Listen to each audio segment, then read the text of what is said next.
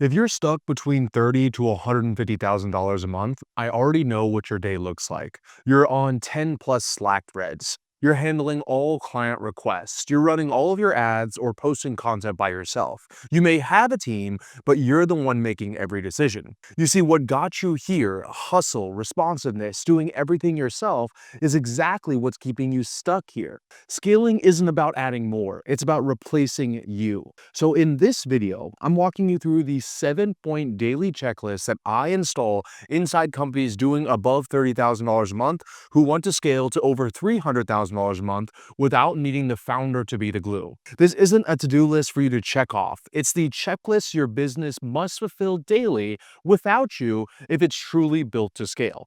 And if you get all 7 of these right, scale, the fun, highly profitable, buy some toys for yourself and actually enjoy them scale becomes inevitable. So the first and probably most obvious parts of your business that you need to run without you is what I call daily demand. And it's exactly what it sounds like. Every single day, there are more people who are demanding your services, meaning without you being involved, you have some kind of systems out there, aka marketing systems, that's creating demand in your marketplace of people saying, I think I probably want to work with this person. If you're the one responsible for generating all the leads and calls inside of your company, then you don't really have a business, you have a full-time job. You'll never be able to scale because the business is reliant on you. So how do we solve this? Well, first, I want to recognize that the majority of people watching these videos are marketing-led founders, meaning that you probably got to exactly where you are because of your marketing skills. Whether they're paid ads or organic marketing, you're probably really good at demand generation. But that's exactly where the bottleneck lies because you're so good at it, you either A, don't want to give it up, or B, you can't give it up because you can't find anybody else good enough to do everything that you're doing inside of your business to generate leads and calls. And so I want to talk about some of the solutions that I personally found being a marketing focused founder. So the first and foremost element of it is you have to realize that you as one person probably equals about 5 or 6 other positions. And when I first started really scaling, let's say when I first started hitting $300,000, $400,000 a month, I started playing around with this concept known as an organizational chart. And I know that's probably one of the least sexy terms that anybody could ever mention inside a business. But what I learned in an organizational chart is that I was actually wearing multiple hats in the business, or I was in multiple positions inside the business. So the problem right now is that you're seeing yourself as, let's say, head of marketing. We'll just put head of marketing. And so you're trying to go out and find somebody else that is the head of marketing. So you're literally trying to find an exact replica of you to do head of marketing. But the truth is that you're probably right. It's probably really difficult to find somebody that can do everything that you're doing, especially if you find yourself already working 8 to 10 to 12 hours every single week. So instead of looking for another head of marketing, we need to actually create the organizational chart and call a spade, meaning that we need to recognize that we're probably currently doing 5, 6, 7 different hats. So let me kind of show you what this looks like. So let's say you're the head of marketing, but inside of the head of marketing's job, you probably have talent. Now, what is talent? Talent is the person that's on camera. They're the one that's actually the face of the company, if you will. In the news world, that's the anchor, right? In movies, that's going to be the actors. In podcasts, that's the podcast host. So you are the talents. Now, you think that being the face and being the head of marketing is the exact same thing, but in reality, if we're trying to scale and remove you from it, then we need to understand and break it down to its simplest elements. So one good element of it is going to be the talent. Another great person that you can look at or that you're doing as well is copywriting, okay? You're doing literally a copywriter's job. Now with AI and everything, I think it's way easier to do the copywriting portion of it. But if you're the one writing your scripts, if you're the one writing your titles, if you're the one writing your ad copy, if you're the one writing your emails, all that stuff, well, then you're also a copywriter. In addition to copywriting, another position that you're almost guaranteed to be if you're running ads is a media buyer. So if you are currently running your ads yourselves, you're going inside the ads manager, uploading things, you're killing bad campaigns, you're scaling good ones, you're launching new creatives, blah, blah, blah, you're also going to be a media buyer. If you're the one that's doing research in your free time to try to find what video topics or ideas that I should be doing, then you're probably also going to be a content researcher, okay? So now you're doing another person's job. You're seeing what's going viral in your niche right now. How can you model after it? Blah, blah, blah. Then on top of it, if you're also looking at the data, creating the data, reviewing the data to be able to spot any trends or any issues going on, then you're also maybe a data analyst at the same time. And hopefully you can see at this point, oh, I guess another really common one that I see all the time is editors, right? So people are editing their own videos. I know people that are creating their own thumbnails. So you're a thumbnail designer. I know people that are posting their own content. So you are going to be a social media manager.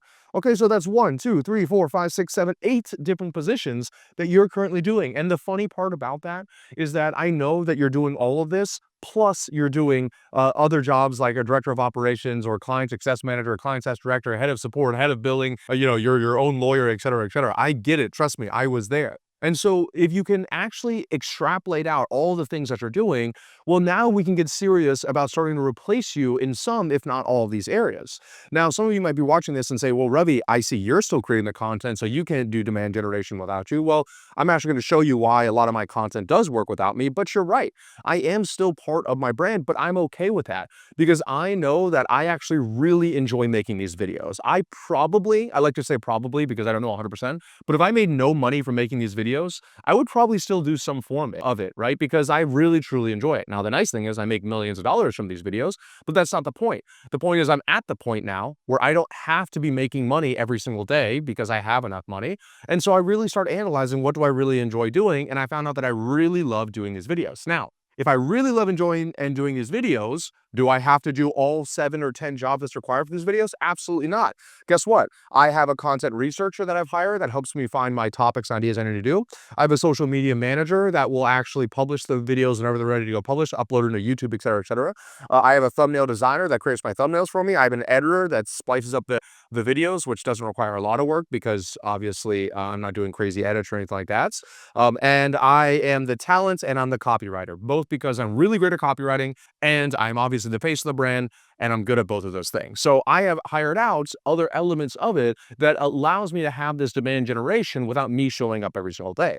I mean, imagine if I filmed this video and then once I was done with this video, I had to then upload it to my computer and then download it and then edit it and then create the thumbnail and then upload it to YouTube and then schedule and all this stuff. It would be this full production every single time versus just sitting down, clicking play, and then just start talking to the camera and upload it to Google Drive. That's how simple my process is now because I've broken down this stuff into the simplest form. Exact same thing when it comes to paid advertising. I was on a call yesterday with some clients of mine that are doing about $100,000 a month. They did worse last month. They did about $50,000 last month, and they wanted to get to, $300,000 a month. That's honestly one of the reasons I made this video. And so we had a great call, 2-hour call, and I was showing them through something I call the critical constraint theory, which I'll talk about a little bit later. And I was saying the true constraint in your business, they were saying we need to adjust the funnels, we need to create a new video sales letter, we need to make a challenge funnel. And I was saying, no, you don't need to do any of that. You have a 4x return on your ad spend. And like, yeah, really, but we can't scale our ads. And I said, yeah, you can't scale your ads because you're being a novice or a rookie in ads,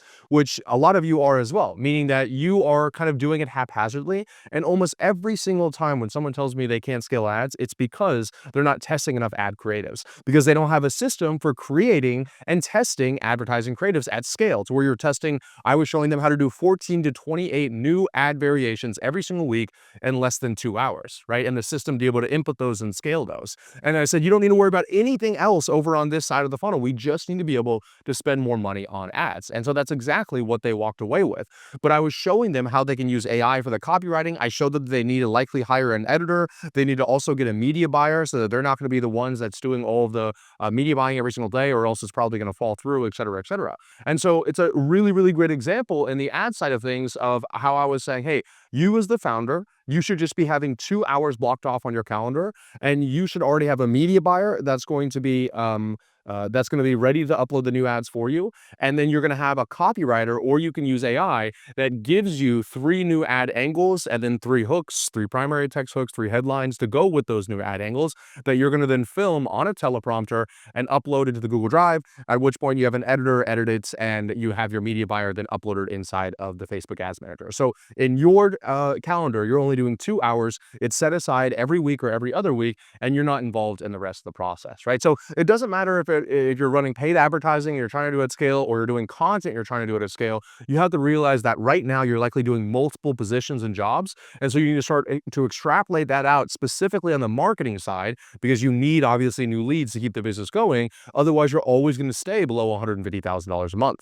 Now, the second element in generating daily demand is going to be what I call long tail. And long tail means that's whatever activity that you're doing, you might get a little bit of results over at the very beginning, but over time it compounds up and to the right. And that's really the point of inflection right there.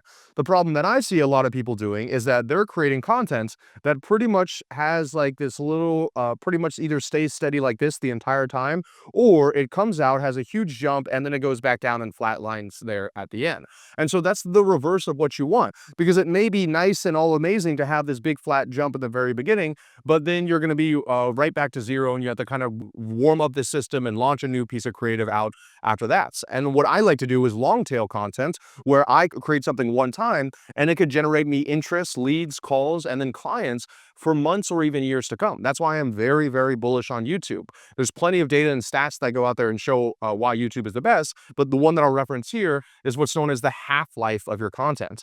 And the half-life is how long on average does it take for the average person to have their post receive 50% of the engagement it's ever going to get.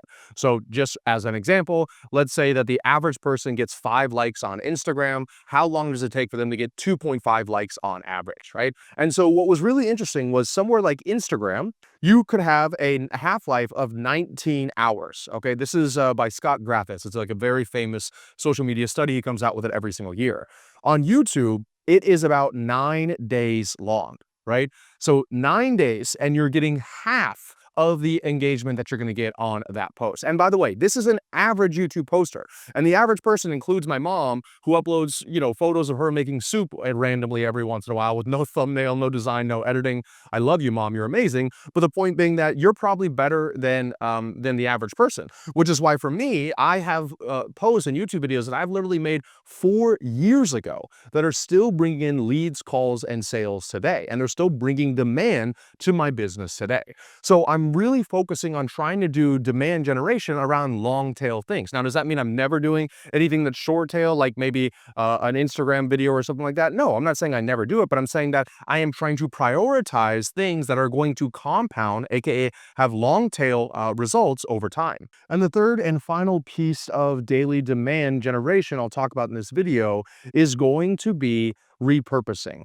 Now, this is pretty obvious, but this is also another way that I can have daily demand being generated without me being involved in the process whatsoever. So I'll give you a really good example. These YouTube videos. I would say YouTube is probably my core platform in order for me to generate demand every single day. But the problem is that I have to be there filming the video for me to get generation on YouTube, for me to generate demand. So the nice thing is that with repurposing, I can do a few things. First of all, I have a newsletter. And the vast majority of my newsletter articles are written by my copywriter. And my copywriter writes my newsletter articles based on what I say in my YouTube videos. So in short, they're taking my YouTube videos and my transcripts and using AI and their skill to repurpose that into a newsletter that's essentially the written form of the YouTube video. And so I'm taking the work that I've done and in this 1 hour and shooting this video, and we're repurposing it in order to reach almost 200,000 people on our email list. The second thing that we'll do is obviously going to be short form repurposing. So this could be having one of our YouTube videos be chopped up and put on Instagram or YouTube Shorts or TikTok or one of the other platforms out there.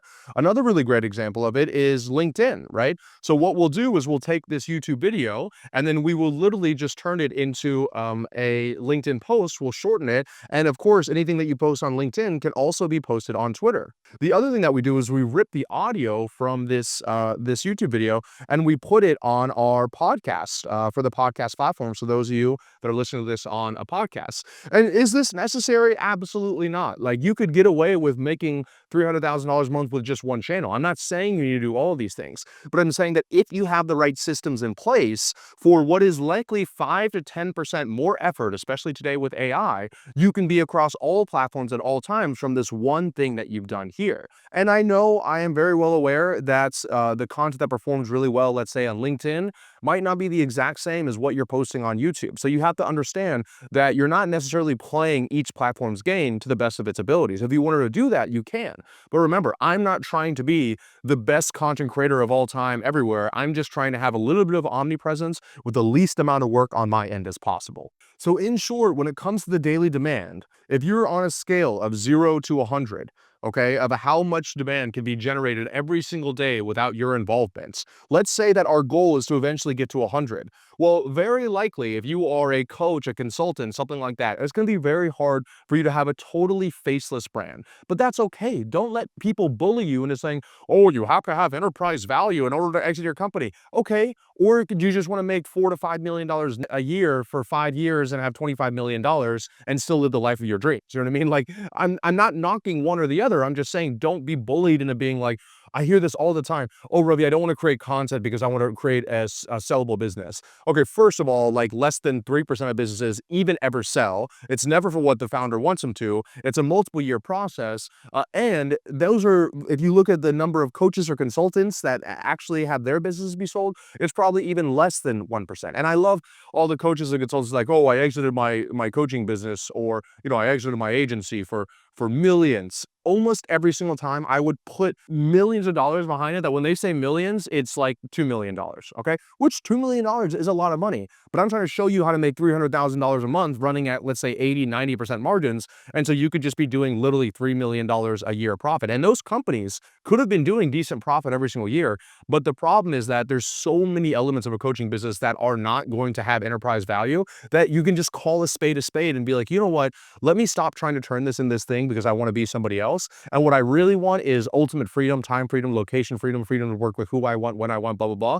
And so let me just understand that. And because I understand that, let me try to then, instead of taking it 100%, so all the daily demand is off my plate, let's say if I can do 85% of it being off my plate because I have somebody else that's doing the repurposing, I have somebody else that's doing the content research, I have somebody else that's doing the copywriting, I have somebody else doing the thumbnail design, the editing, blah, blah, blah. And I am literally just for 2 to 4 hours a week, let's just say 2 hours, I am doing content creation. Okay. And obviously the exact same thing works for paid advertising. I just know a lot of people, there's probably more people creating content that are running paid ads, but the same thing would work for paid ads. You would just do 2 hours a week paid ads. And that's actually almost perfectly my schedule. I have 2 hours a week that I submit to YouTube, and I have 2 hours a week that I use to creating and launching new ad creatives. And that is it. Everything else is handled for me. Okay, the second system that you need in place if you're ever going to hit $300,000 a month and actually love your life is going to be a lead engine.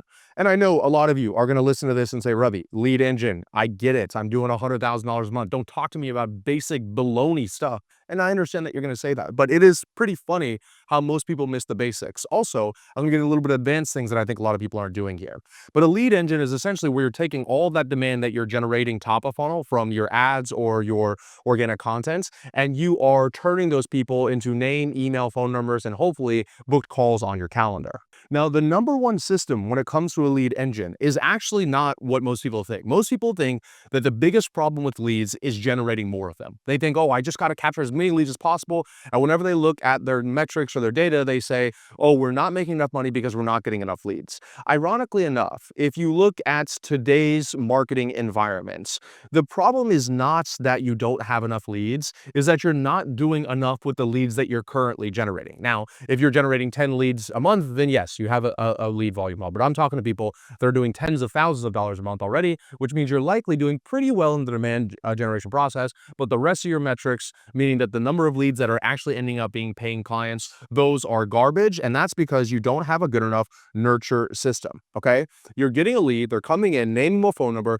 and you're just trying to get them on a call as quickly as possible. And if they don't get on a call, you send them a couple texts, you have your center call them 3 or 4 times, and that's it. It's over, finito, that person's not around, let me go to the next person. And you're wondering why your business is running on razor thin margins. Well, it's because you're doing all the demand generation all by yourself because you haven't done step 1 yet. And then those few leads that you're getting through the door from all of that work, you're not nurturing them long enough in order to actually turn them into paying clients at a high enough rate. So let me just walk through a few systems that you can set up that don't involve you in order to do this lead nurture process at scale. So number 1, you've probably heard me talk about it before. I'll actually put A on this, is going to be what I call the new subscriber sequence. And the new subscriber sequence is going to be a 3 to 5 day email sequence of every single new lead that you have coming in the door. And are you going to try to get them to book a call and buy your stuff? Sure, why not? But it is a new subscriber sequence because they are brand new to your business. They watched a YouTube video, they saw an ad, they watched an Instagram reel, and they just became a lead, and you're trying to squeeze that lead dry as soon as possible. But we all know that the vast majority of leads, 97% of them, aren't ready to buy on the first day or the first 7 days or the first 14 days. So you need to kind of nurture them a little bit. And so instead of you manually nurturing them, or your sales team nurturing them on sales calls, your setters nurturing them on outbound dials, we want to try to use automation and systems to do most of the work for us. So our new subscriber sequence is going to be like a 3 to 5 day email sequence where every single new lead that comes in is getting warmed up to who you are, what the brand is, what your unique mechanisms are, what makes you different, what your like kind of thesis is on the marketplace, on losing weight or getting in shape or scaling a business or relationships.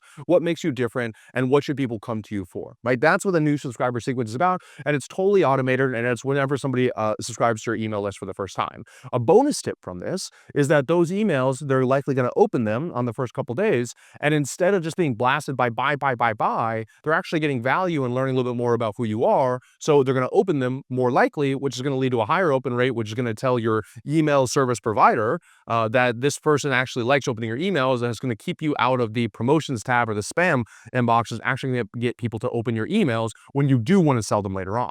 The second key piece of this nurture system that you're going to be building is going to be a lead scoring system. Because what happens in a lot of businesses is that they rely on the founder to be able to pretty much define who is a qualified lead and who's not. And the issue with that is that you either have one of two options. One, the founder's the one closing all the deals, and they're the ones that are setting the calls because they know when somebody's good and not good, et cetera, and so they're bottlenecked. Or two, they're delegating out to a setting team or a sales team, but the problem with that there is that they're not trained on exactly who they should be getting on the call, who their ICP is, who they should be trying to close, et cetera, et cetera. And we want some kind of lead scoring system because for this nurture system, for the people that are hot or ready to go, we want to be able to give them a little bit more of a tailored treatment.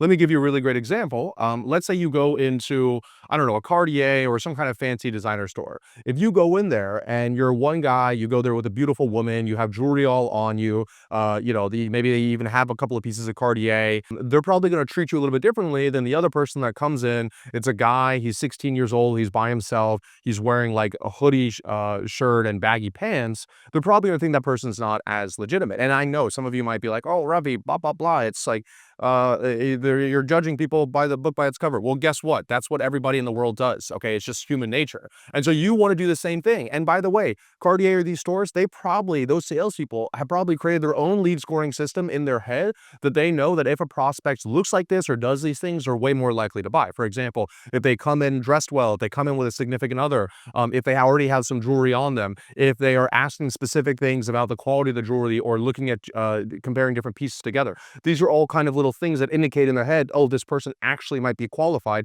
Let's spend some more time with this one. And then if the person in the baggy shorts over there wants to buy something and they show some of those other signs, then maybe we'll spend some more attention with them. Because I've been to plenty of jewelry stores where there's 3 people there and there's 15 people in the store. And so they need to decide who they're going to spend the most time with. And obviously that's a lead scoring system. So you want to create your own lead scoring system. So great examples of lead scoring indicators are going to be stuff like, let's say, qualification questions. So this could be how much money that they're earning, or how much weight they're looking to lose, or what their age is, or on a scale of 1 to 10, how ready are they based on the questions that they answer. Another thing could be number of pages visited. This is something that a little bit more advanced CRMs like HubSpot or stuff can do. But imagine if you would only look at people who match all of these qualifying questions and it had visited, let's say, 6 web pages. That would show that this person's high intent. Another great example is time since last web page, so that you can only show leads that have qualified because they are doing this certain income, that have visited over 6 pages, and the last page they visited was in the last 24 hours. I'd say those people are worth a little bit more of your attention than the people that don't have any of the qualifying questions, that have visited 1 page, and the last time they visited the page was 2, 3, or 4 weeks ago. Yet most people treat all these people the exact same, okay? Another really great example is number of assets downloaded. I think a lot of you might have multiple lead magnets. You've done you've done multiple webinars, all of those things. And so imagine if you could keep track on every single lead of how many times they've downloaded an asset. If they downloaded 6, 7, 8, 9 assets and never bought, they're way more qualified than the person that's downloaded maybe 1 or 2 of them. And so we want to treat those people with a little bit more specialty, a little more care, a little bit more personalization than the person that's shown almost no interest in the business yet. The final elements of this nurture engine I'll talk about in this video that doesn't require your time every single day is what I like to call the transfer of trust video. And this is very short. If you've been following me for a while, you know that I've talked about this before. But in essence, the problem with most coaching, consulting, info, course creating businesses is that they are very founder led, and the founder is doing all the demand and the marketing generation. And so let's say you're thinking of working with my company, Scaling with Systems. And so you've watched 1, 2, 3, 4, 5, 6, 7 YouTube videos of me. You've gone to our website, you watched our video sales letter, blah, blah, blah. You book a call, you get on the call. Holy crap, this isn't Ravi. This is some other random guy I've never even met, never even heard of before. Oh, he's asking me to pay? Well, I don't know. I don't trust this guy, blah, blah, blah. I want to speak to Ravi. And so the problem with that is that I don't want to get on sales calls anymore. I've at the point now, I haven't been on a sales call in over 2.5 years. And people say, I have to talk to Ravi to enroll. We just say, okay, well then this isn't going to work for us because Ravi doesn't get on sales calls anymore. And one of the things that I've done in order to prevent us from having people demanding to speak to me is what we call the transfer of trust video. And in short, whenever people book calls to speak with us, for every single individual sales rep, I will have a specific video of me and that sales rep where what's known as edify the sales rep. So I make the sales rep out to be this absolutely epic, amazing person, which our sales team is, and I'm transferring the trust that they built with me over to somebody else. A really great example of this is, let's say, majority of my audience is probably men. You go out to dinner and this guy, before you go to dinner, you're meeting with your friend, and your friend's like, yo, this guy with me, he's awesome. He's another founder. He does this and this, this. You guys are going to love each other. You guys are going to love each other. And he tells it like 2 or 3 times when you guys are meeting. I got to get you guys together. I got to get you guys together. Okay, well, when you go up and you meet this guy, you are definitely going to have some preconceived notions that you're going to like this person, that you're going to enjoy talking to them because somebody that you really trust, your friend, told you that you're going to like this other person. And so you're going to go there with a way more open mind, and you're obviously not going to skip out because now it's finally the meeting that you guys should be having together. And so now you're excited for this meeting, and when you go there, you're going to listen to this other person. This salesperson and you, it's the exact same scenario, right? This person's built all this trust with you, then they book a call and they're speaking with a salesperson they don't know anything about. But what if in between when they book and when they get on the call, you have a personalized video that came from you, which by the way is the same video every single time. You're just repurposing it over and over again, where you're saying, hey, this salesperson has been with us for 2 years. They're an absolute stud. They even help us inside of our business and blah, blah, blah, blah. They used to be a client of ours and now they're doing this. And you're going to really love your conversation with them. You're going to be way more likely to show up and way more likely to close. So these are all things that we've done that require my time, in the sense that I had to set some of these up one time. But once I've set them up, they can work every single day and nurture these new leads coming in without me being involved in the process. The second key element of the lead engine that I'll talk about here is going to be appointment setters. I'll be honest with you. I am always trying to scale and make as much money as possible with hiring as few people as possible, because I know at one point I had a 46-person team. I am very well aware that the more people you hire, the more of a somewhat babysitting job it becomes, and the more difficult it is to actually enjoy your day-to-day life. That's just my experience. And trust me, I've had systems and director of operations and all these things, but there's just no doubt that there has to be some correlation with the amount of employees that you hire and the amount of stress that you have on a day-to-day basis, which is why the only employees I look to hire are people that really give me a 10x results. So they could make me 10 times happier because they're doing something that maybe it might not make me an insane amount of money, but it takes up a lot of my time and I hate doing it. Or it could be a 10x monetary result. Anything less than that, a 2x, a 3x, it's just not worth my time. I'd rather just not make that amount of money or figure out a better system or solution to get them up to 10x. So appointment centers are a really great example of that. It's not uncommon for you to hire an appointment setter and you pay them $5,000 a month, and you're going to make, let's say, $100,000 a month from them. I see this happen literally all of the time, okay? And so that's a good return on investment for hiring that person. That's worth any kind of headache or process that you have to go through. And going back to what I said earlier about the lead engine, one of the big issues with the lead engine is getting enough of those leads that come in to actually convert into calls and sales for your company. And so appointment setters are a way that you can have, I call them the in-betweeners. You can have the people that fall off in your sales process, right? Let's say you have content or ads up here, and then you have some kind of lead capture, and then you have some kind of calendar or sales video, and then you actually have the sales call, and then you actually have the follow-up, and then you actually have the close.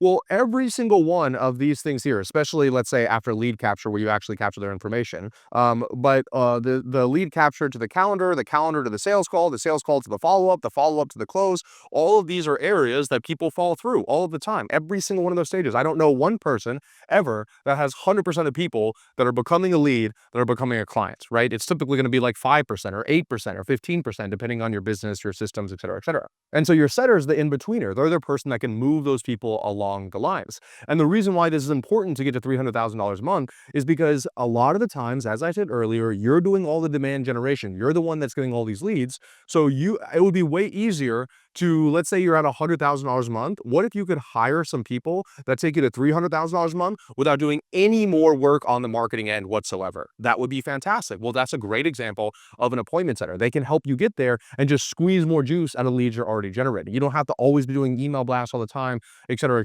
because you have these appointment setters going in between. So those are super, super strong people to hire. I can go more in depth on appointment setters maybe in a different video, but they have to have the right systems and SOPs as well. So for example, they need to have lead lists.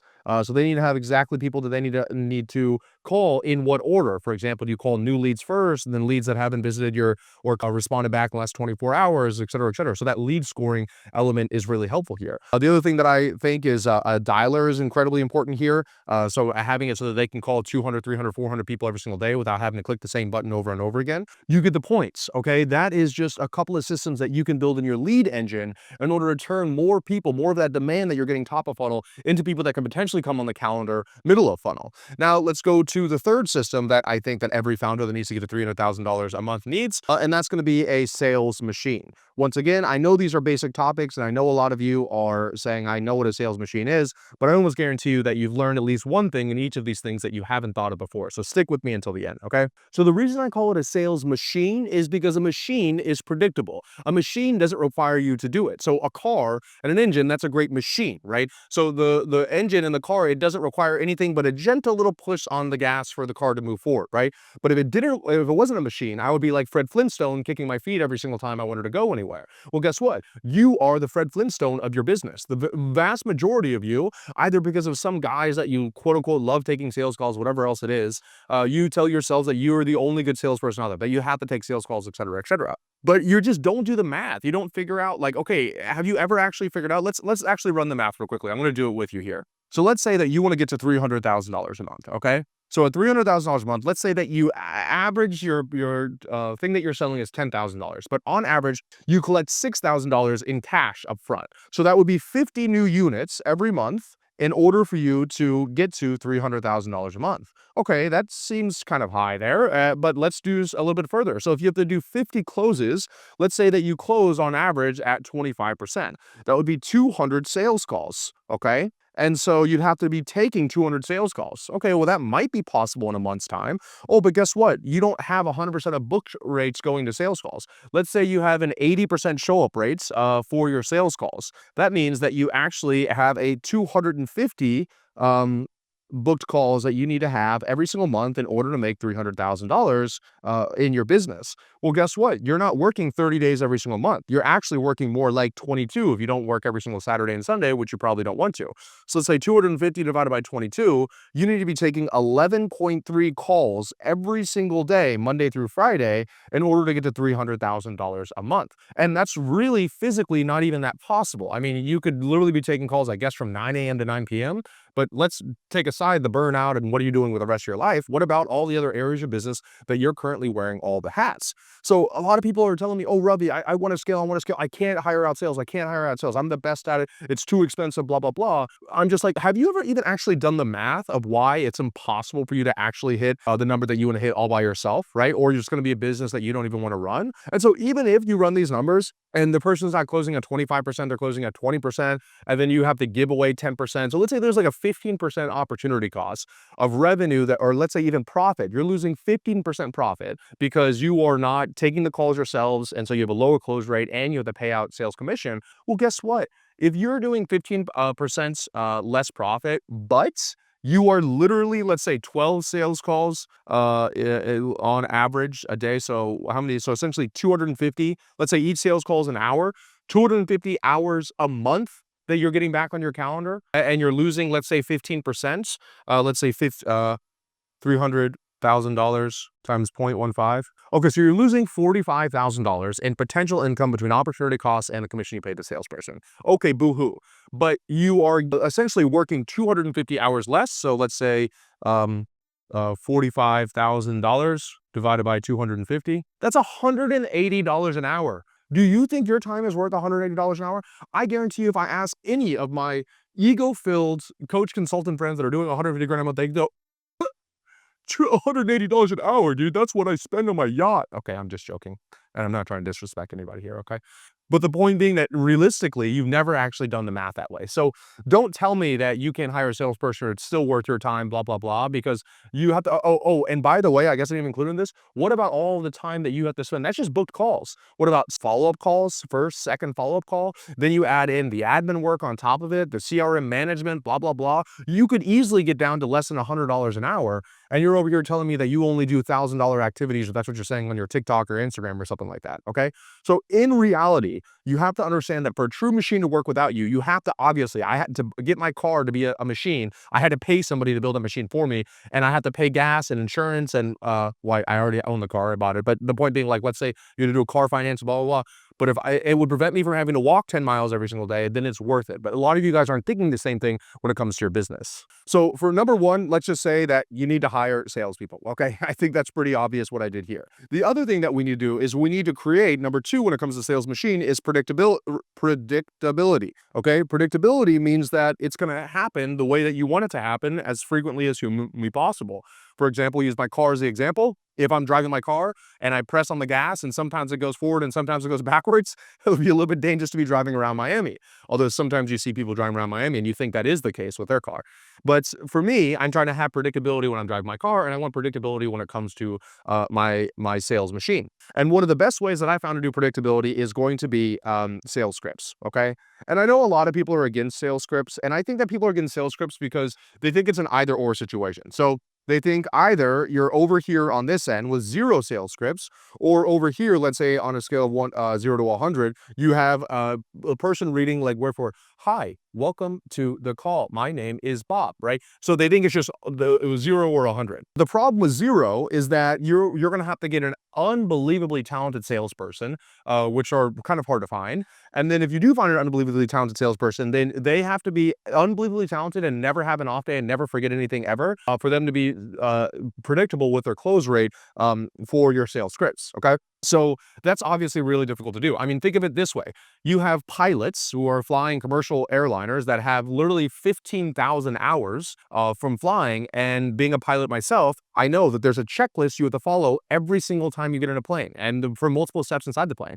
And that's because we forget things. We're humans. So to not have a script, I think, is both ignorant and you're setting up your business for failure. On the other end of things, if you say, oh, I only read off script and it's word for word, you kind of get the Jordan Belfort, like, boiler room kind of situation where it might even be a little bit of manipulative. And a lot of times people read through those sales scripts. I mean, I've listened to some of my client sales calls before where people are literally calling them out for just following a sales script and barely listening to what the salesperson's saying. So in reality, you kind of want to be closer to here, let's say to 75, where you have a sales script and a sales process and sales structure that you can train salespeople on, really good salespeople on, and they follow it roughly, but they're also able to kind of own the call themselves. They're able to hold framing and prevent the prospect from going out on their own tangent. They're able to give feedback on the sales process, et cetera, et cetera. So you definitely want to have some kind of sales script in process in order to have predictability, so you can have one salesperson and a second salesperson and a third salesperson, and have the variance between close rates be 5%, maybe 10%, instead of 15% or 30%, which I see in a lot of people's companies. And guess what, my little scalers?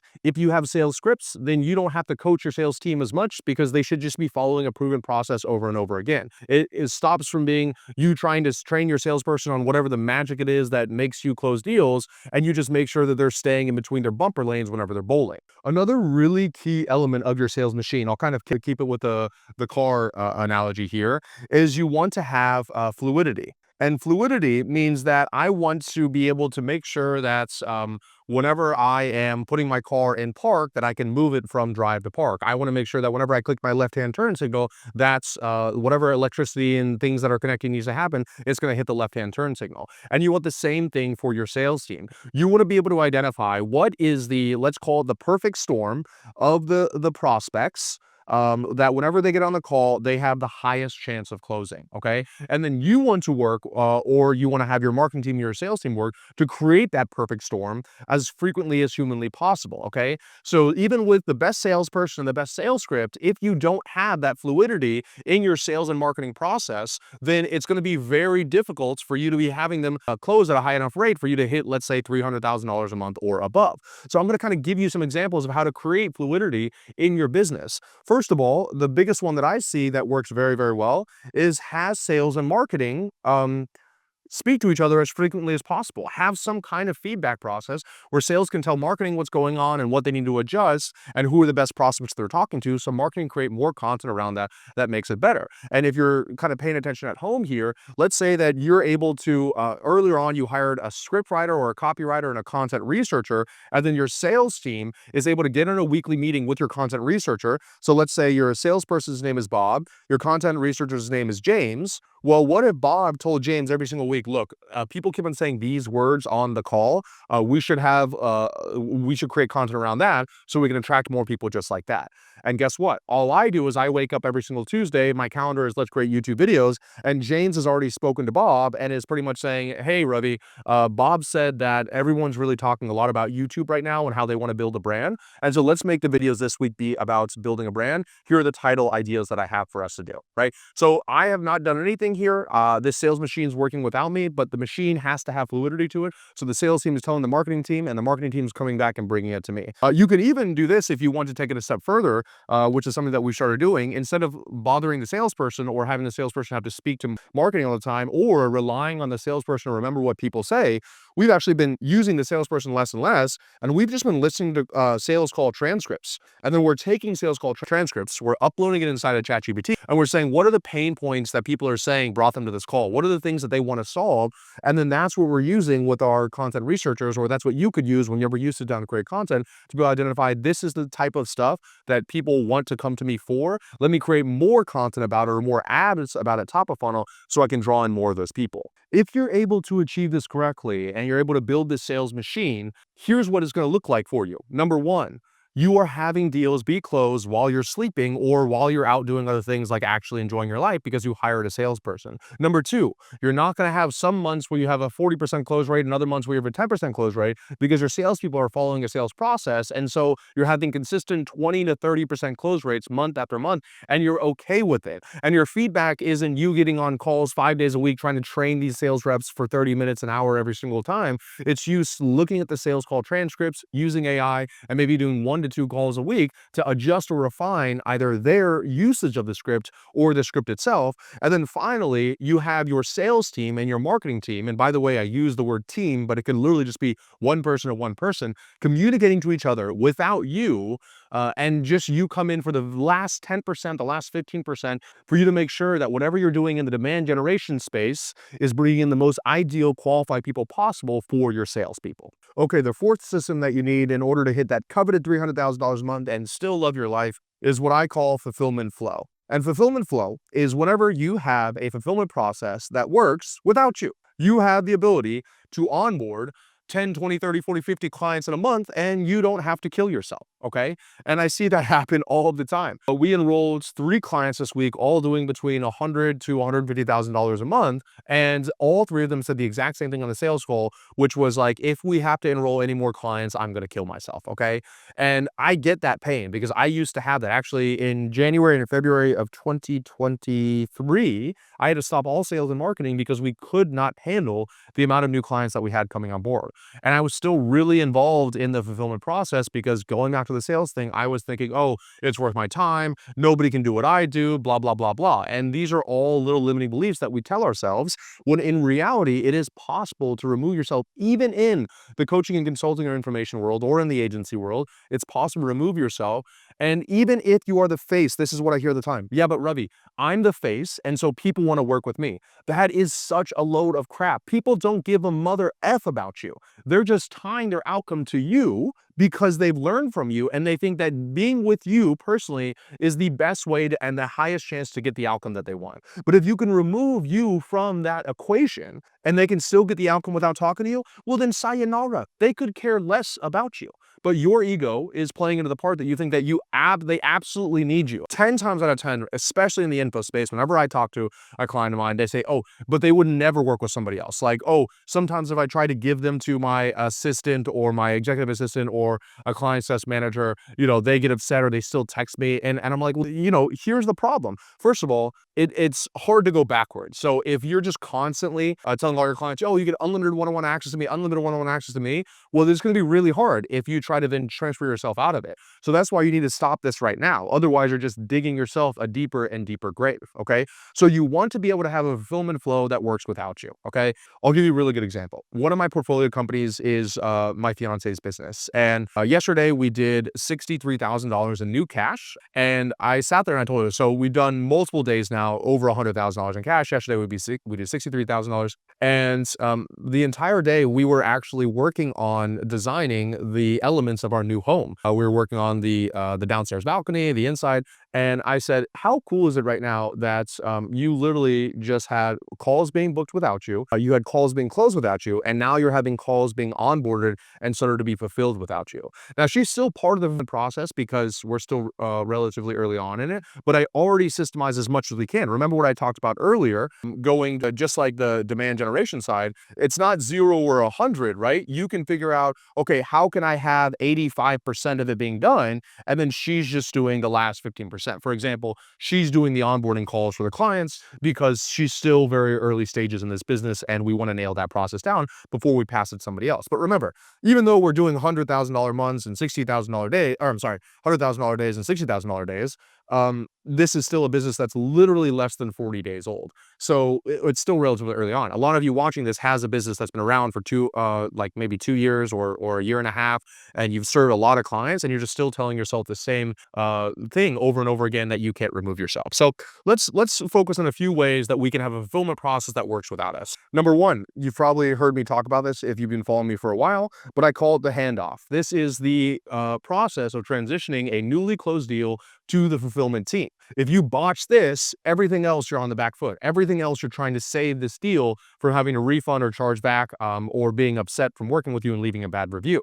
So a lot of times what happens is whenever you're a salesperson and you have a really great sales and marketing process, remember, we're all majority marketing-led founders. So you spend 99% of your time on marketing and sales. And then you're doing branded websites and you're looking all good on your content and your salesperson has an amazing script and they make the person feel amazing. And then you collect the payment, they send the proposal, and then crickets. And then you get some VA overseas that's like, hi, welcome to the program. I'm going to be your client success manager. And you were telling them, oh, this is a trained, amazing person that you've never seen. And then it's like this $3 an hour virtual assistant, right? So that handoff between sales and fulfillment, your client success team, is everything. So you want to have that go as smoothly as possible. And the best way I found to make it go as smoothly as possible is number one, or I'll put A, to document it. So you want to make sure it's crystal clear what happens. Okay, a lot of people don't even know. When do you have a new client? Is it whenever they pay? Is it whenever they sign their proposal? Is it whenever they complete their onboarding form? What makes them a client? So you need to document it. You need to identify who owns what. So I'll say ownership. Okay, so let's say somebody pays when they haven't signed the proposal. Whose job is that to get them to sign the proposal? Is it the salesperson? Oh, no. Sales thinks it's client success. Client success thinks it's sales, right? So who's in charge of making sure that person signs the proposal? So who owns what part of the process? The third thing that we want to do is, of course, we want to try to automate it as much as possible. If you are relying on your client success manager to pick up the phone and call them and onboard them and send them an email, blah, blah, blah, how can we automate that process? So as soon as the sales team does this one thing over here, even if it's 8 o'clock at night on a Friday, your client success team is checked out, they're still going to get the onboarding documents, the next steps coming up to Monday, and they can schedule their onboarding call. So that handoff between client success and sales, even if you don't do anything else I talk about in this section here, as long as you document and streamline and systemize that process there, you will have a way better client experience. And remember, almost all of this isn't going to require you Or more important than that, the thing is that whenever you do start to hire a client success team and you do start to remove yourself from fulfillment, well, now you're not the person that you're not trying to train this client success manager like, oh yeah, we like whenever we close a deal, like we just start working with the client. You can be like, okay, cool. Here's when you're in charge, and here's when the salesperson's in charge, and that kind of clarity is where a lot of A players thrive. The second thing you need in order to have some solid fulfillment flows that removes you from the fulfillment process is you need predictable outcomes. Okay. Predictable outcomes is when you can say something on a sales call like, hey, we're going to do this for you, or you're going to likely get this result, and it happens. What happens a lot of times is salespeople and sales teams will rely on customization. They will rely on, oh, we're going to take care of everything and do this totally unique for every single client that we have on board. And you can make it so that the prospects feel that way, but you need to have systems on the back end that makes it relatively predictable. Because what happens is you will always be capped if every single person that comes in is this special case that needs one-on-one attention with you, and you'll never be able to scale to $300,000 a month because once again, you're enrolling 50 units like I talked about earlier. All 50 units need one-on-one calls with you, and they have to have personalization and your feedback, blah, blah, blah, over and over and over again. Well, then you're gonna go crazy. You're not gonna be able to scale. So how do we create predictable outcomes? Well, one of the best ways to create predictable outcomes is predictable clients, meaning you want to have, I actually don't know how to spell predictable. You want to have the same type of client coming in over and over and over again. Okay. If you, I'm sure you can make an extra 10% money every single month by selling everything to everybody. But if that equals 50% more of a headache, it'd be way easier just to lose that 10% and fulfill in a more streamlined and structured fashion. So you want to be working with predictable clients. What are the qualities and characteristics of these clients that get the best results from working with you? And then you want to go out there and have the marketing and sales process try to attract as many of those people possible. So I always tell my clients the best client success system that you can build is a really great marketing and sales system that attracts the best clients. Okay. So that number one is you want predictable clients. Number two is that you want predictable systems, meaning you want something that you know whenever you deploy this specific playbook, it works 8 times out of 10, 9 times out of 10. So you don't want to be like, oh, whenever I deploy this playbook and I told them something, it works 10% of the time. But the 10% of the time it works really well. No, no, no. People aren't paying you to do roulette or gamble. They're paying you for predictability. So I'll give you a really great example. Whenever somebody gets onboarded inside of our company, we have something we call the 50K script, something I created 3.5, 4 years ago. And so what I realized was that whenever I was working with clients, the first thing that whenever we did is we would reactivate their CRM with what we call a one-time offer. So essentially something that's they've never gotten before, and we're able to close a lot of deals. The reason it's called the 50K script is because when we use it and when quite a bit of our clients use it, they're making literally 50. We had a client make $75,000 in the first 3 days of working with us with their $50,000 script, right? Now, I'm not saying you're going to do that. I'm saying that that client obviously had a larger list, et cetera, et cetera. But the idea being that that was a predictable system that works for the majority of our clients. So whether they make an extra $10,000 or $50,000, we're helping them get a huge return on investment within the first week of working with us.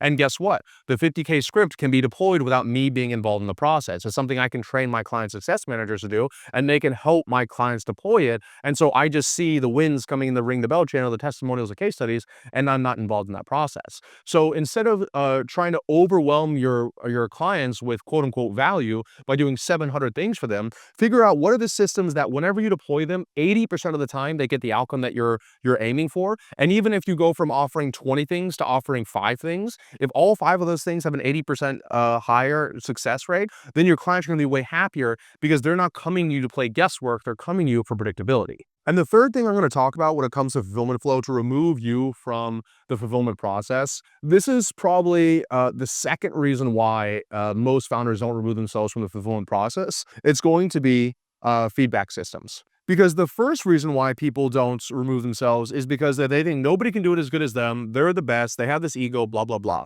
The second thing is that they're afraid that if they're not there, then they can't spot troubled clients and that they're going to start having all these problems come up in their business. Let me give you a few things here. First of all, you will have problem clients. You are going to have unhappy clients and customers. There, I remove the veil. Not every single client that you ever work with is going to be totally happy. And guess what? It could be your fault, or it could be something going on in their lives. You know, we've had plenty of clients where their mom has come in a sudden tragedy or accident. The business partners have split up in the middle of them working together, blah, blah, blah, and they've chosen to direct the energy towards us. I also have clients that we've dropped the ball with, and we've made a mistake out of, and so we've had to work it with them as well. But I'm saying that there's never been a case, I've never heard one business scale above $100,000 a month that hasn't had problem clients before. Everyone loves to put on social media that they've never had any issues ever. But ask yourself this question: who do you believe, right?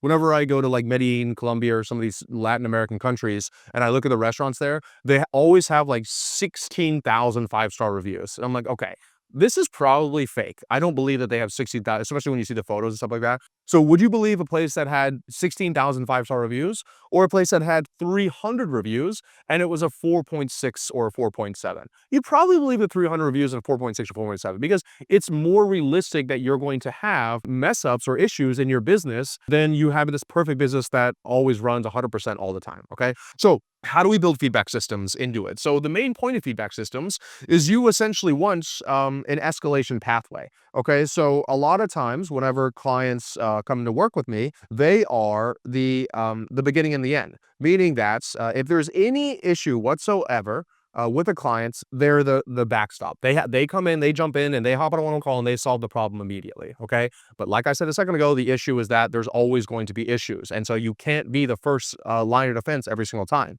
So you want some kind of feedback system that, first of all, acts as the first line of defense of the escalation pathway. That means that instead of having it so that anytime there's a client problem, you're reactive, you are polling the clients on a frequent basis to figure out if they're happy right now where they are. So I'll give you some examples of how we do feedback systems in order as the first line of defense in our escalation pathway. The first one is within 48 hours of enrolling.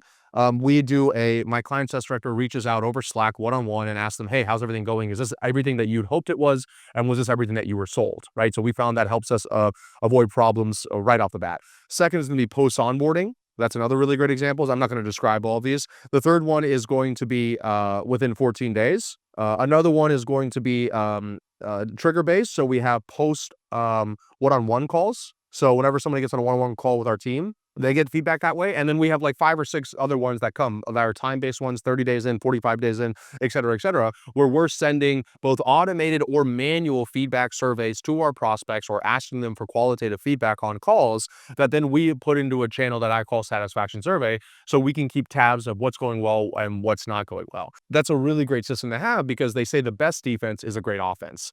So you want to make sure that instead of you being reactive all the time, you're catching problems as early as possible. Because if you catch them as early as possible, it's not a problem. It's just something you got to take care of. If you catch it at the end of the program, the end of the time together, well, now it's a real problem, and you're kind of trying to battle with this fire thing that you don't want to deal with.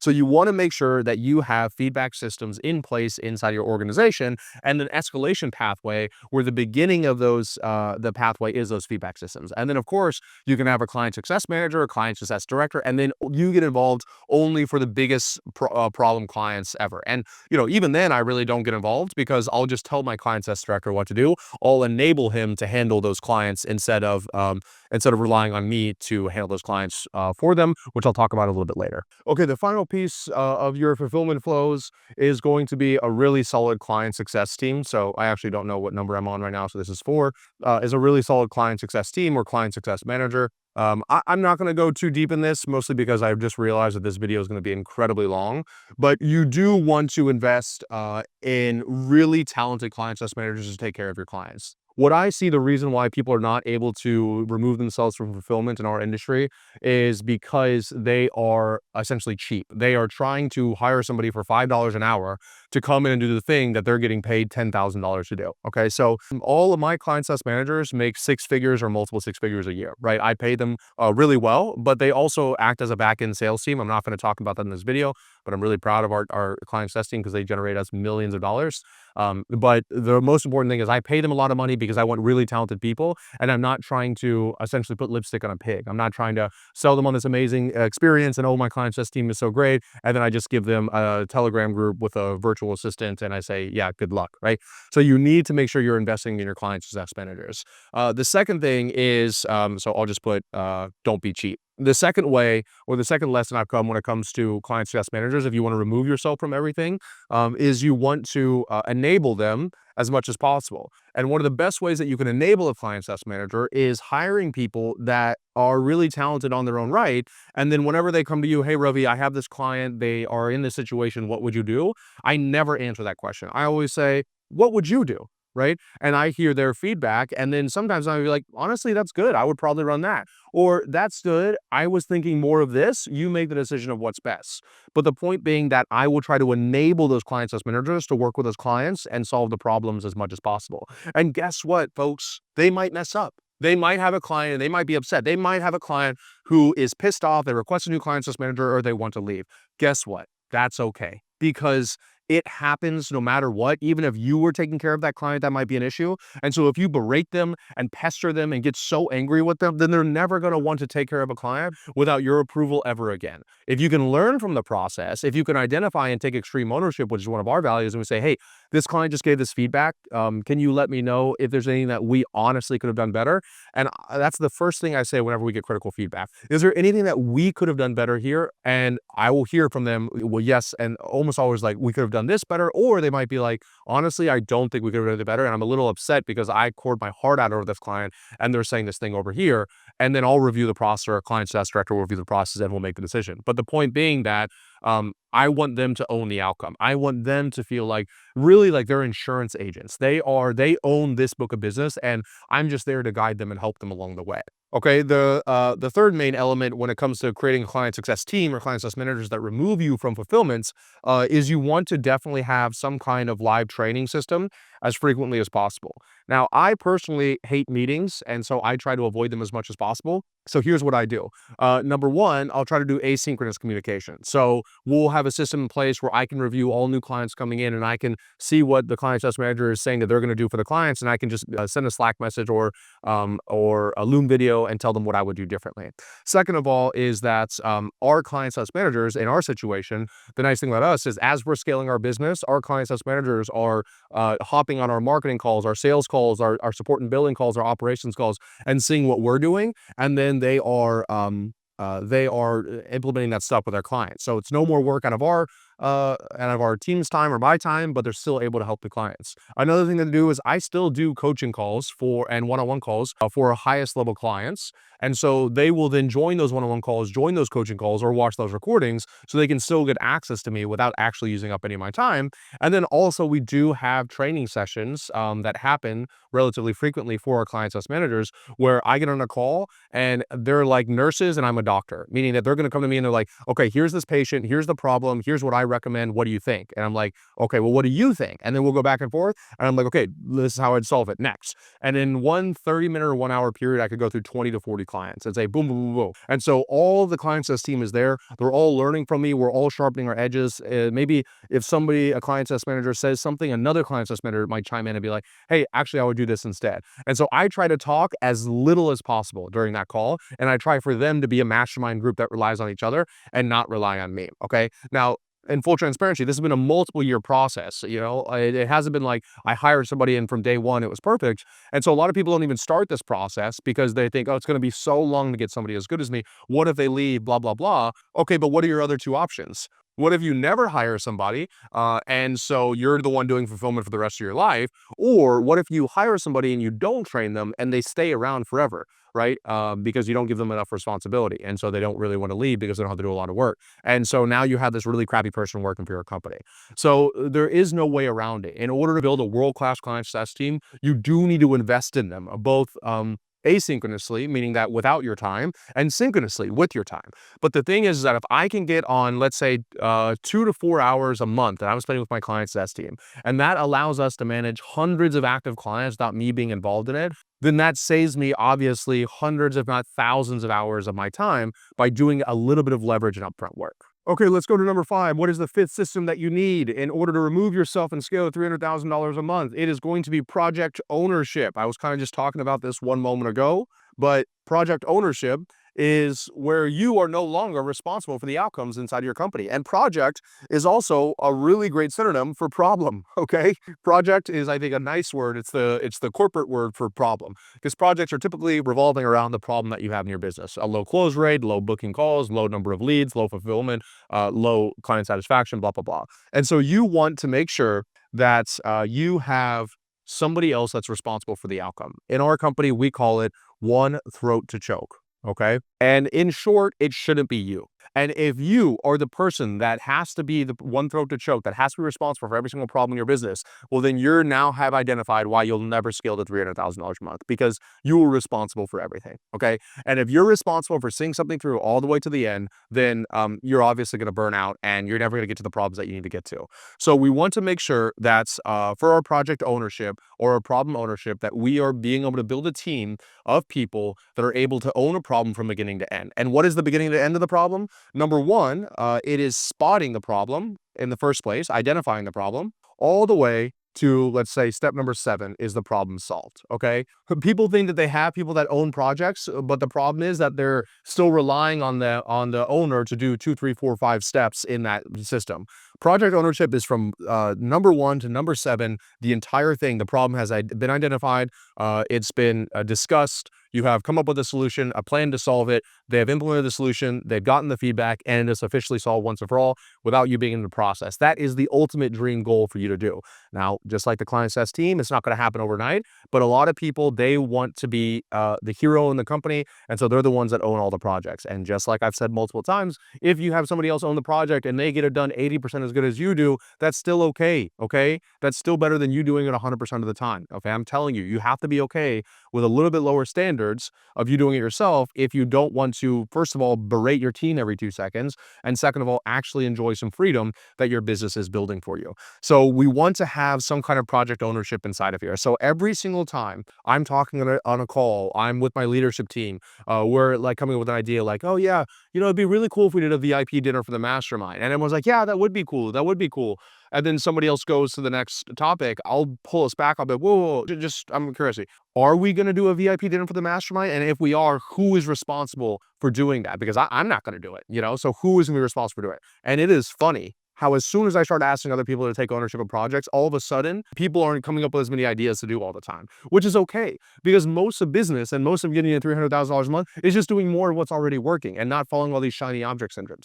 So if somebody thinks that somebody else is going to handle it, then they're going to bring up ideas all the time because they don't have to worry about it. But as soon as it's like, oh no, if you come up with the idea, you got to implement it yourself, then the people are going to be quiet, right? I actually saw this trend on Instagram a few months ago, and it was like, me at my job, whenever I realized that any ideas that I come up with, I have to do myself. And it was like this person that was like, zipping their lips or whatever. And, I think that's okay, right? And now, I'm not saying you don't want an environment where people can't share ideas, but if there's ideas that are being shared and you actually want to execute them, then don't lead it into the ethereal and don't have you be the person that's always in charge of it. Enable the team to do it. And so if the truth is that nobody can do it, then don't do the task right now. That's okay. Just focus on the things that need to get done, right? So every single task has an order. Another really great way of looking at this is no homework. So this is a system that I implemented a year ago in my business, and I told everybody from now on, I don't want any homework. Okay,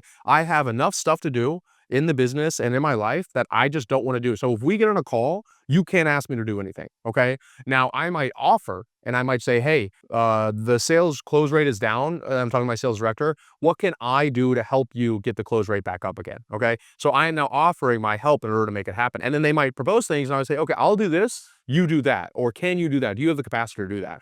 But the point being that whenever one calls, I don't want any homework. I really want to be the investor in my business. Okay. I don't want to be the CEO of my business. Now, I am the CEO of my business. I know.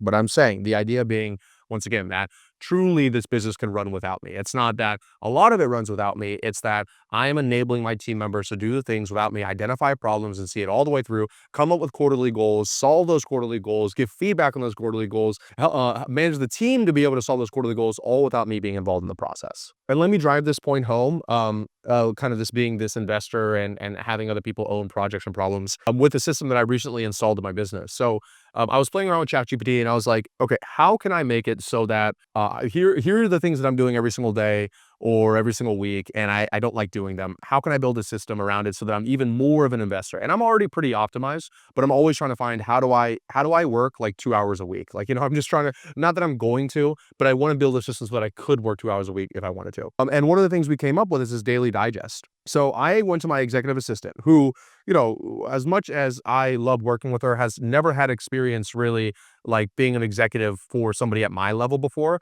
but I've worked with her for 2 years and she's really great. And so I said, you know what? One of the things I really hate doing is I gave her email when she first started working together 2 years ago, but I was still checking Slack and Asana every single day. And I said, you know what? I'm going to give you my Slack and Asana logins. I want you to go through all of it every single day. And I want you to pretty much just bring to me in one Slack template at 9 a.m. every single morning any links to any specific things that require my feedback, right? And if somebody sends me a message and it doesn't require my feedback, or they're sending me a message and they want help, push them and see if they can solve it on their own. And then when they come back again, then bring it up to my attention. And so now I can honestly run my entire business from one Slack message that I get every single day from my executive assistant. And then I just voice note inside of it like, hey, approved the purchase of that venue for the mastermind. Tell, Omar that we can do the price increase and do this other thing here. And then I'm done. I'm off of Slack and I'm right back into my the things that I love doing with my life, right? So I have made it so that I have given essentially the ownership of me responding to messages and being involved in the company to my executive assistant. And now I'm totally removed and I cannot talk to anybody for 5 days in my company and nobody would even know it because I have systems and layers in place the whole time. Okay, system number 6 you need to hit $300,000 a month without you going crazy is daily visibility. Okay, you need to be able to see visibility. You need to be able to see what the problem is, or more importantly, based on what we said in the last task, you need to be able to have somebody else see what the problem is, right? A lot of people, they're the ones that are, if they have data dashboards, which a lot of them don't, but if they do, they're the ones that's reading all of the data in the dashboard and making decisions. Oh, this is a problem. Oh, we need to solve this there, here, or there. When in reality, what we want to do is problem ownership. We want to have the people that work for us, they own specific KPIs. So for example, if our close rate is down, I want my salesperson to identify that on their own and then go out and solve it. And so that way, when I meet with him on a weekly basis, he can tell me, hey, Ravi, close rate is down. Here's the reason why. Here's what I'm doing about it. And I just say, fantastic, really great to hear. Good luck and go back out there and keep on doing it, Tiger, right? So if you can't identify what the problem is, you obviously can't solve it. So I really, really recommend every single founder have anywhere between 5 to 10 KPIs in their business, and they're typically leading and lagging indicators that let them know how their business is running. So really great examples: number of new leads, number of booked calls, close rates, new cash collected, client satisfaction score, time to value, average support ticket response time, percentage of delinquency, right? I could tell somebody what their problem is in their business and why they can't scale to $300,000 a month, probably by just looking at those 9 numbers right there. And I have every single one of those numbers are owned by specific people. Marketing owns leads and booked calls. Sales owns close rate and cash collected. Client success owns client satisfaction and time to value. Support and billing owns billing, ticket response time, and delinquency rate, right? So all these people own these numbers and I can just look at it.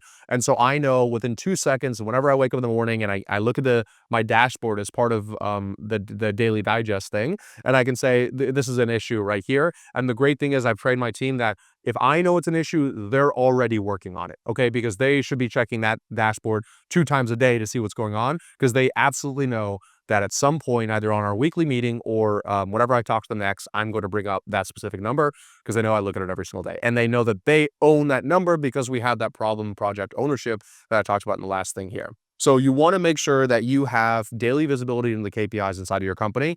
And a lot of people get way too fancy with this, okay? They transition CRMs. They try to hire a fancy tech person to come and do all this for you. And that's fantastic. You can do that. Or I had a client the other day doing $700,000 a month with no data dashboards whatsoever. And I said, look, or I'm sorry, I lied. They had data dashboards, but it was clear on our hour-long call. Every single time I asked about a number, it would take them 15 to 20 minutes to find that number. And then they would say, yeah, but I honestly don't even know if this number is accurate, right? And I was like, look, you got way too much information going on here. And if it takes you this long to find the number and know if it's even accurate, you might as well just not even have the number in the first place. So a lot of times, what I told them to do is literally just create a Slack message template that a VA can do every single day.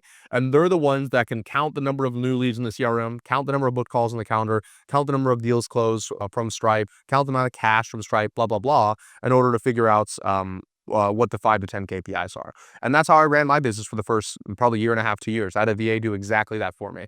Is it the most amazing thing? Does it have the most beautiful graphs and charts thing I knew? No. But was it simple and accurate? Absolutely. Okay. So have some kind of daily visibility inside your company, because what I've noticed, so I've scaled my company and I scale my clients' companies on a concept I call the critical constraint method. And in short, the critical constraint method means that at any given time inside of your business, there is one constraint that's preventing you from growing. And I have proven this I've served almost 3,000 clients at this point. We have helped people double their business so many times by doing one thing, not 50 things, but just one thing. Okay. And so at any given time, there's only one thing wrong with the business. Well, the issue in most businesses is they fall in typically one of two categories. I call it the shotgun approach, where they try to solve all the problems at the exact same time, right? So maybe they're tracking their numbers or their dashboards, and they see close rate is down, booked appointments are down, client satisfaction is down, and so they do it all themselves, or they try to solve it all. And of course, majority of people are working by themselves, so they spread themselves thin, and none of it really gets solved. Or the other issue is people misidentify the actual constraint in their business. So they think that it is a close rate problem when really it's a marketing problem. They think that it's a fulfillment problem when really it's a sales problem, right? And this happens all the time. And so one of the easiest and best ways to make sure that you properly identify the constraint is having the daily visibility. If you could just see that last month you did 2 times the amount of revenue, and the main difference between last month and this month is that you had a 2% click-through rate, and this month you had a 1% click-through rate, then it becomes very obvious that the click-through rate's the issue, at which point we need to build an ad testing system to be able to keep our click-through rate above 2%. But most people are going to say ads don't work, or the problem is that my market is saturated, or one of these other 800 things. And so they're misidentifying what the real problem is, and then they create all these big systems and solutions, when in reality, if they properly identified what it was, then they could solve it maybe almost overnight. And the seventh and final system that I'm going to give you in order to hit $300,000 a month and do it in a way that you actually love it is staying inside of your zone of genius. Okay. And this is, quite frankly, what I have been ruthlessly doing in the past couple of years. I have hit a net worth where I ran the numbers, and I run 2 different types of numbers. Number one, what would be the amount that I could pull out of my portfolio, like in distributions every single month, and still be able to have my portfolio grow and take care of me for the rest of my life. So, typically that's 3 or 4% of your portfolio. The nice thing that I've noticed is that I'm at the point, based on my current burn rate, now have 2 houses. Well, I'm renting this house, but I just bought a second house, and I have a boat, I have a car, we're buying a second car, I have motorcycles, I have Vespas, I take care of my mom's rent. So, I'm doing pretty much everything that I could possibly do. I'm giving loans to family members. I can cover all of my expenses every single month right now by that number. Okay. So I have in essence reached financial freedom at a pretty aggressive spending level, which is fantastic. And then the second way to look at this, and the reason I've been doing it, is because I also read a really great book called Die with Zero.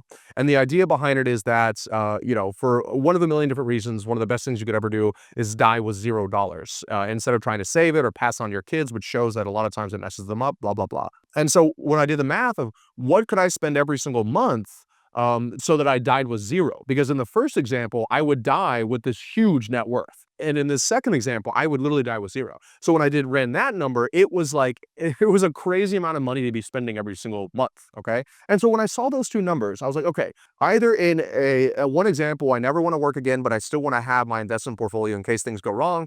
And in another version where I literally want to die with $0, I essentially am financially free. I can do whatever I want to do. And so since that is the case, it starts to make you think, why am I still doing the exact same things that I was doing 3, 4, 5 years ago when I had literally no money? Like, why am I doing these things that piss me off? Why am I doing these things that give me stress every single day? Why am I waking up every single Monday morning dreading these meetings? when I don't need to be doing it anymore. I'm doing it because I've always done it.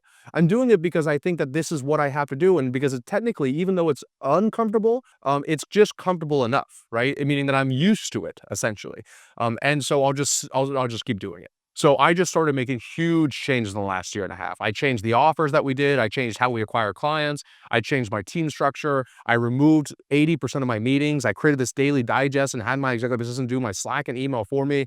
I essentially want to run my entire business from my phone. That's my ultimate goal.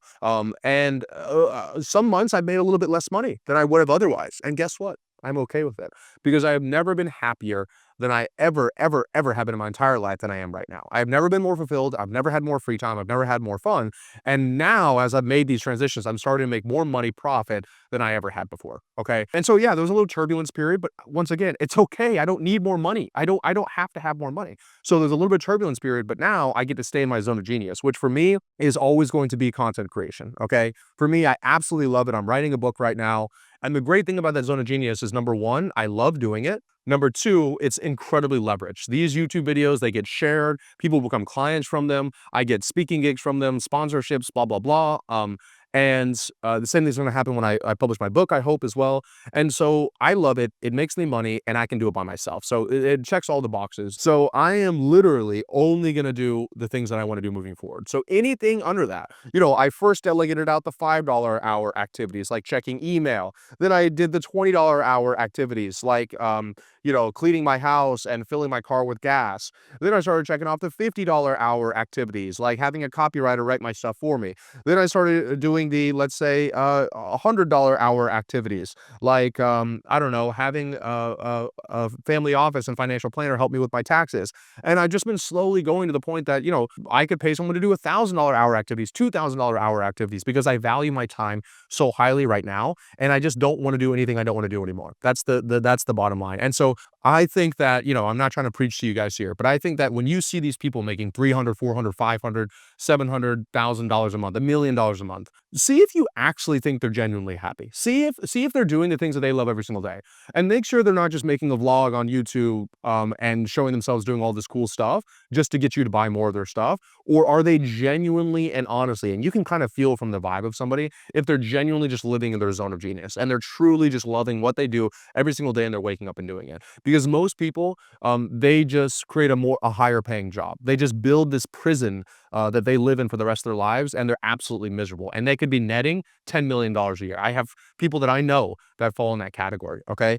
So I think the secret is to put these 6 systems in place I talked about earlier, remove yourself from the business. You're still going to be doing things that you were doing 2, 3, 4, 5, 6, 7 years ago, and start to be ruthless with your time. Start auditing your time on a weekly basis, on a monthly basis. Start paying for that person that you really don't need. For example, right now we have a house manager, a personal assistant, and an executive assistant, right? So does it feel insane to have 3 people manage my life for me? Absolutely. But it's just these little things I don't want to do anymore. Like, I bought these designer shoes from Italy, and it's this huge pain in the butt to get them returned back. And you got to use DHL, and they only come deliver on some days on these specific hours. And so it's like, I can just give this to my personal assistant, right? Where before it was like, oh, I got to deal with it, blah, blah, blah. I guess ultimately I could have just eaten the cost of the shoes, which are like $550, but I didn't want to do that. And so I had my personal assistant do it for me, right? Or even she's right now, our personal assistant is managing the house that we just bought. The day that we move in, we're having a party on the 5th day. And so she's literally getting the landscaper, the electrician, the plumber, the handyman, the dock person, all out there to do everything on the 1st and 2nd and coordinating with all these people and getting invoices and paying them.